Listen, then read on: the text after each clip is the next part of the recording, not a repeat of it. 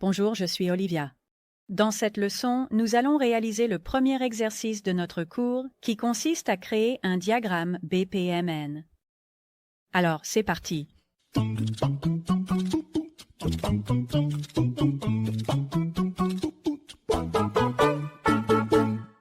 Pour cet exercice, imaginons que nous sommes une entreprise qui fournit des services. Nos commerciaux reçoivent des demandes de clients ou de prospects et après l'approbation du devis, l'équipe technique intervient pour fournir le service. Donc, la séquence des faits serait exactement la suivante. Le client appelle le service commercial et demande un devis. L'équipe commerciale enregistre alors le besoin, établit un devis et l'envoie au client pour approbation. Ensuite, le client approuve le devis. Une fois le devis approuvé, l'opportunité génère un ordre de service pour l'équipe technique. Un technicien réalise la prestation et une fois le service terminé, le client reçoit une enquête de satisfaction. Notez qu'il s'agit d'un processus principal, car il crée de la valeur pour le client. En fait, le client participe constamment au processus. Ce sont eux qui initient, approuvent et évaluent le service. D'un point de vue interne, on peut également voir différentes équipes et départements collaborer pour fournir le service au client.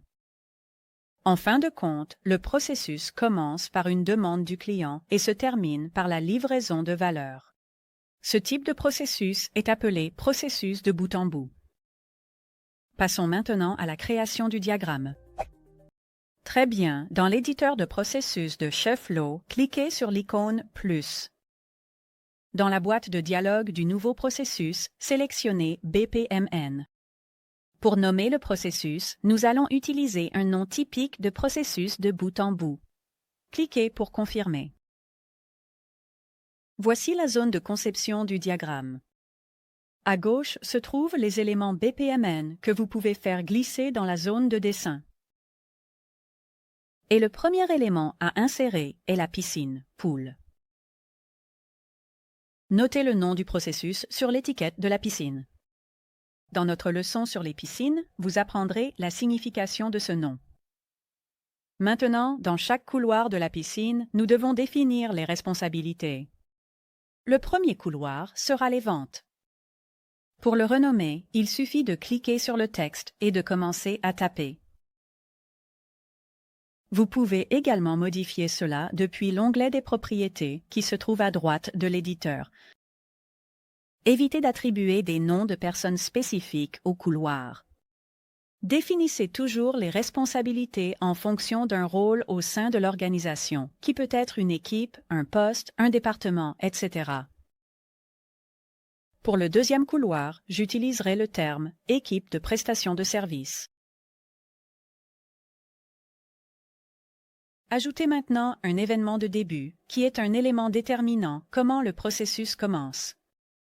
Ici, dans HFlow, les événements de début se trouvent toujours dans cet élément de la barre d'outils. Très bien, ajoutez maintenant un simple événement de début.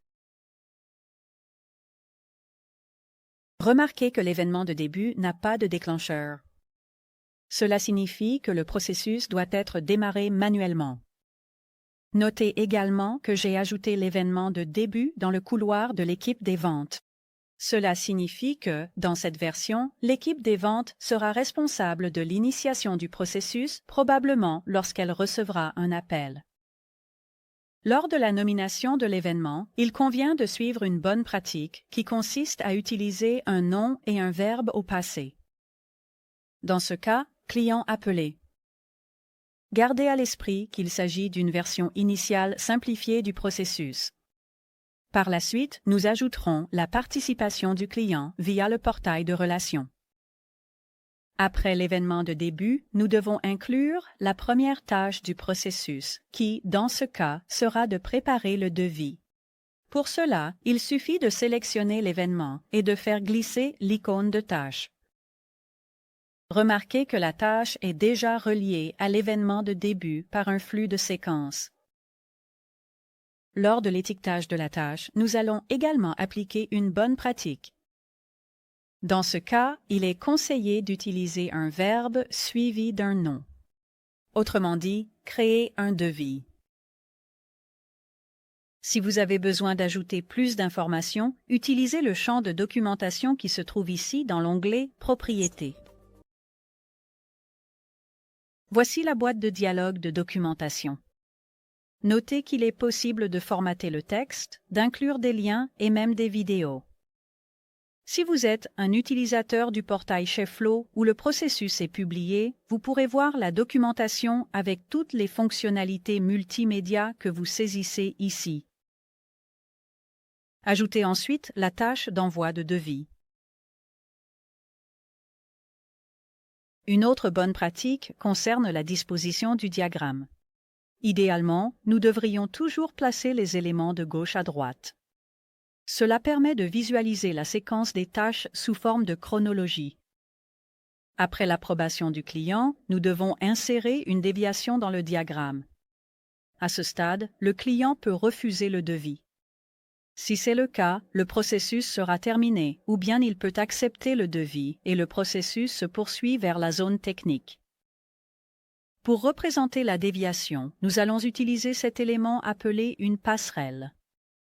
Il existe plusieurs types de déviations, et dans notre cas, nous utiliserons celle-ci, la passerelle exclusive. La passerelle exclusive indique que le flux sera dévié vers un seul des chemins de sortie. Pour l'étiquette de l'événement de fin, la meilleure pratique recommande d'utiliser un texte qui décrit la situation finale du processus, dans ce cas, devis refusé. Si la demande est approuvée, elle sera transmise à l'équipe technique où il y aura une tâche appelée « Fournir le service ». Ajoutez maintenant la tâche d'envoi du rapport et du questionnaire de satisfaction.